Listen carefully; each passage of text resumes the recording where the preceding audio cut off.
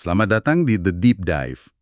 Coba jujur deh, kalau Anda dengar kata networking, apa yang langsung muncul di benak? Acara canggung gitu ya? Iya kan?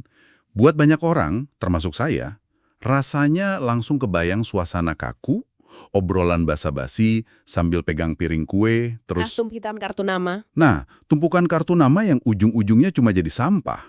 Rasanya palsu, transaksional, dan melelahkan. Persis, ada perasaan bahwa kita harus menjual diri, jadi orang lain demi dapat sesuatu.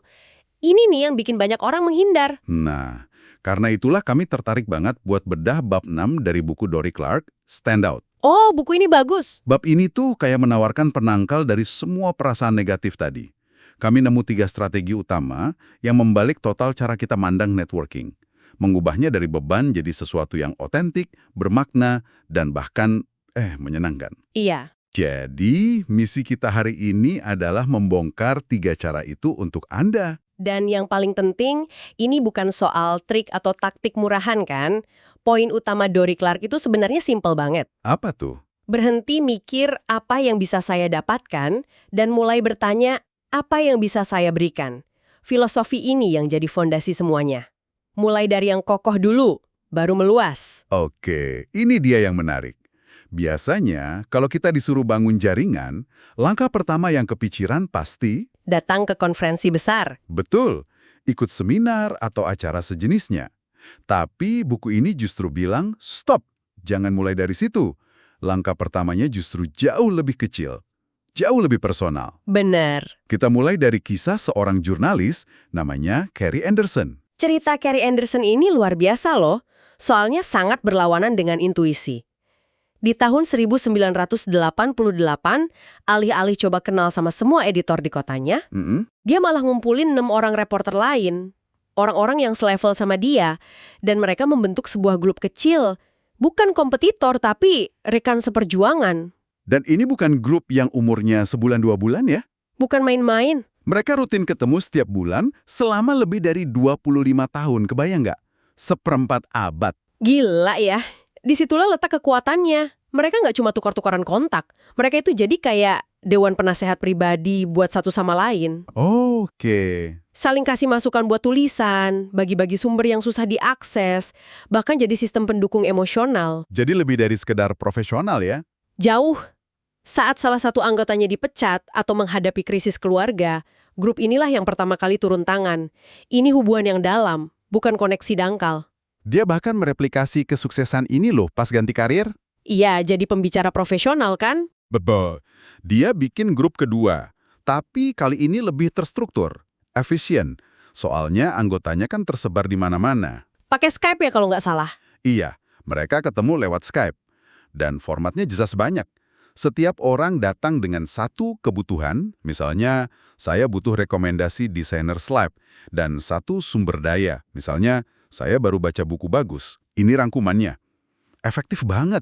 Yang menarik di sini adalah penekanannya pada kedalaman versus kuantitas. Bener. Kita hidup di zaman di mana orang bangga punya ribuan koneksi di LinkedIn. Tapi berapa banyak sih dari mereka yang benar-benar bisa Anda hubungi jam 10 malam pas butuh saran mendesak? Nggak banyak kayaknya. Nah, strategi Anderson ini ngajarin kalau punya 5 atau 6 orang yang beneran peduli dan bisa diandalkan, itu jauh lebih berharga.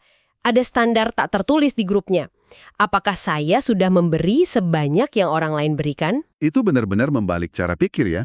Biasanya kita masuk ke sebuah ruangan dan mikir, siapa yang bisa bantu saya di sini? Iya kan? Jadi, kalau ini kita terapkan buat Anda yang lagi dengerin, pesannya jelas. Sebelum coba jangkau orang-orang di atas sana, coba lihat ke kiri dan kanan. Siapa orang-orang yang Anda hormati di level Anda sekarang? Mungkin udah saatnya Anda yang inisiatif bikin grup Karen Anderson versi Anda sendiri. Lingkaran kecil yang terpercaya ini kan fondasi yang aman, kayak markas utama gitu. Tapi mau nggak mau, kadang kita harus keluar dari zona nyaman.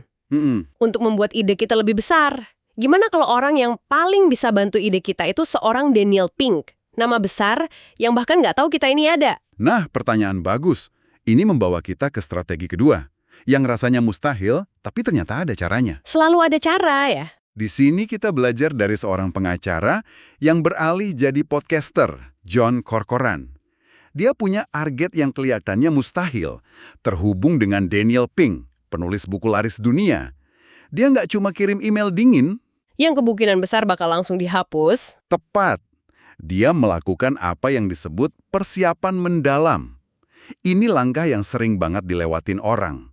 Korkoran itu baca semua buku Pink. Semua. Semua. Dia ngikutin blognya, bahkan berinteraksi sama pemikirannya di Twitter. Dia bukan cuma tahu nama Daniel Pink, dia paham cara berpikirnya. Risetnya serius banget. Tunggu dulu, ini kedengarannya kayak pekerjaan penuh waktu ya. Riset semua buku, ikut di Twitter. Apakah ini realistis buat pendengar kita yang mungkin udah sibuk banget? Nah, itu dia pertanyaannya. Di mana batas antara persiapan matang dan ya jadi penguntit? Pertanyaan yang sangat valid. Kuncinya itu di proporsionalitas dan ketulusan. Anda nggak perlu lakuin ini buat setiap orang. Oke, Ini cuma untuk segelintir orang yang benar-benar penting buat tujuan Anda. Dan ini bukan soal nguntit, ini soal nunjukin rasa hormat. maksudnya? Dengan memahami karya seseorang, Anda ngirim pesan. Saya hargai waktu dan pikiran Anda, jadi saya nggak akan datang dengan tangan kosong. Ini yang bedain permintaan Anda dari ratusan email lain. Oke, masuk akal. Jadi setelah riset mendalam, apa langkah Korkoran selanjutnya? Waktu. Timing is everything. Dia nggak hubungin Pink di saat sembarangan. Dia nunggu momen yang paling pas. Yaitu? Saat Pink lagi meluncurkan buku baru. Kenapa? Karena di momen itulah seorang penulis paling butuh publisitas dan paling terbuka sama permintaan wawancara. Korkoran datang bukan sebagai peminta, tapi sebagai pemberi. Dia nawarin platform podcastnya sebagai panggung buat Pink. Cerdik sekali. Jadi dia menawarkan sesuatu yang relevan dengan kebutuhan Pink saat itu juga. Dan eksekusinya gimana? Sangat personal. Dia ngusulin wawancara lewat video call, bukan cuma audio. Tujuannya biar bisa bangun koneksi tatap muka, bukan sekedar suara tanpa wajah. Oh, pinter. Hasilnya, beberapa bulan kemudian, Korkoran datang ke acara penandatanganan buku Pink. Antriannya ratusan orang. Tapi begitu Korkoran sampai di depan, Pink langsung lihat dia dan bilang, "Hey John." Dia berhasil ngubah interaksi transaksional jadi koneksi personal yang diingat. Wow. Dan ada contoh yang lebih gila lagi kan? Dengan podcaster terkenal Andrew Warner. Betul. Di sini Korkoran nunjukin kekuatan supernya. Dia tahu Warner mau pindah ke San Francisco, kota tempat tinggal Korkoran. Oke. Alih-alih cuma wawancara, dia benar-benar bantu. Dia kasih daftar rekomendasi restoran favoritnya, saran lingkungan mana yang enak buat ditinggali, bahkan ngenalin Warner ke teman-temannya di kota itu. Wah, totalitas banget. Dia memberi nilai tambah yang masif dan nggak ada hubungannya sama permintaan wawancara itu sendiri. Hasilnya, wawancara itu jadi awal dari sebuah persahabatan.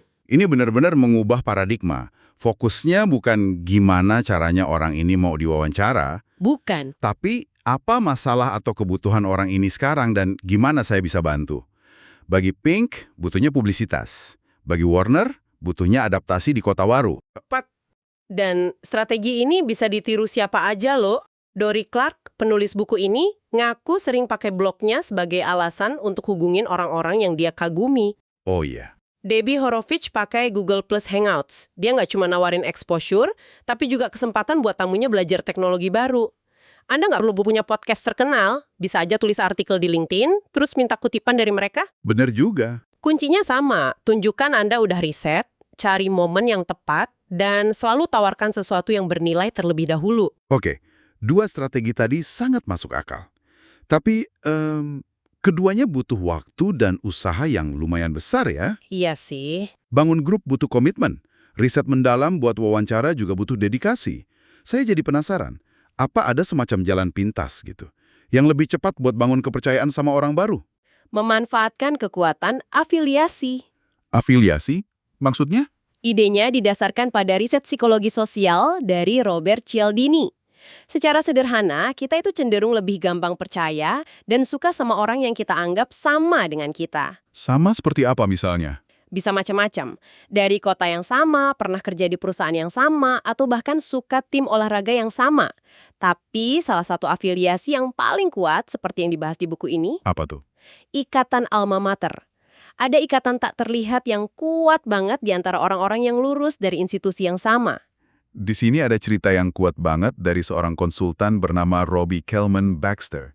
Dia bilang, setengah dari bisnisnya datang dari sesama alumni Stanford Graduate School of Business. Setengah itu angka yang luar biasa besar.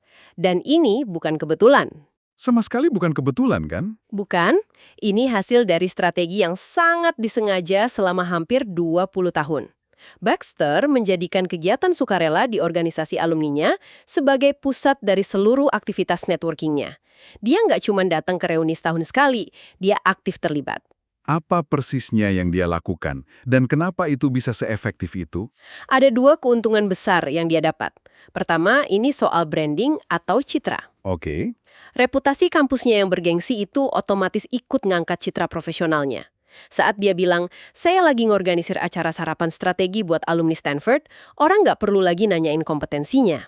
Afiliasi itu udah jadi stempel kualitas. Oke, jadi itu keuntungan pasifnya, terus keuntungan aktifnya? Keuntungan aktifnya ya networking itu sendiri, dengan ngambil peran sebagai sukarelawan, misalnya dia ngorganisir acara rutin strategi breakfast series, dia nempatin dirinya di posisi yang sangat strategis.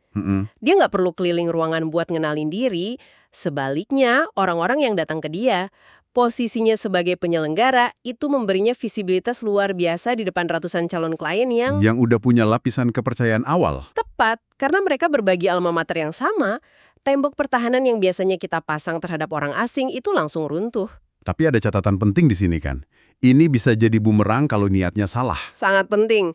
Kunci sukses Baxter itu otentisitas. Dia lakuin semua ini karena dia tulus cinta sama alma maternya dan pengen berkontribusi.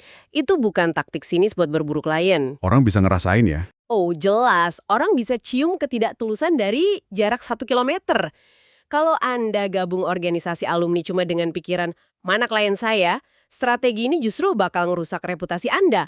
Afiliasi ini kayak jangan pintas kepercayaan, tapi cuma kalau Anda beneran peduli sama suku Anda. Jadi, apa langkah praktisnya buat Anda yang dengerin? Coba berhenti sejenak dan pikirin, afiliasi terkuat apa yang Anda miliki? Mungkin alma mater yang Anda banggakan. Bisa juga perusahaan ternama tempat Anda pernah kerja. Atau bahkan sebuah komunitas hobi yang sangat solid. Setelah Anda nemuin, jangan cuma jadi anggota pasif, dalamilah afiliasi itu.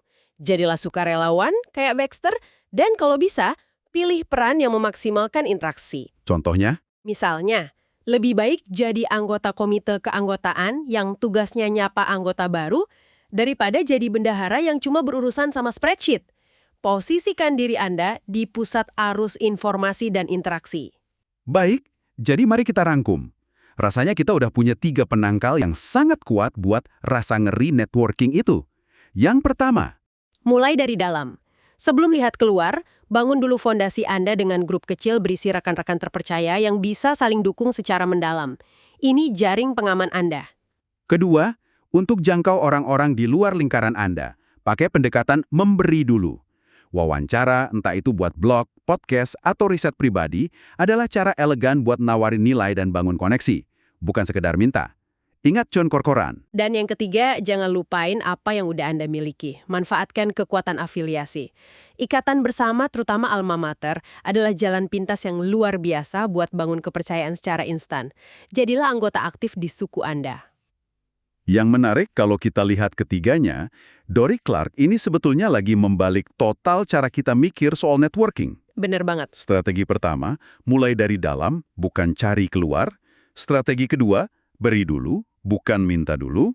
Dan yang ketiga, manfaatkan yang sudah ada, bukan bangun dari nol. Semuanya tentang mengubah perspektif dari mengejar menjadi menarik. Tepat sekali. Ini mengintegrasikan networking ke dalam hidup Anda, bukan menjadikannya tugas tambahan yang terpisah. Networking yang paling efektif itu terjadi saat Anda lagi ngerjain proyek yang Anda sukai, belajar hal baru, atau berkontribusi pada komunitas yang Anda pedulikan. Jadi menyatu dengan kegiatan sehari-hari ya? Iya, pada akhirnya ini soal bangun hubungan jangka panjang yang didasari oleh kemurahan hati dan nilai-nilai bersama. Jaringan terkuat adalah yang anggotanya benar-benar peduli satu sama lain.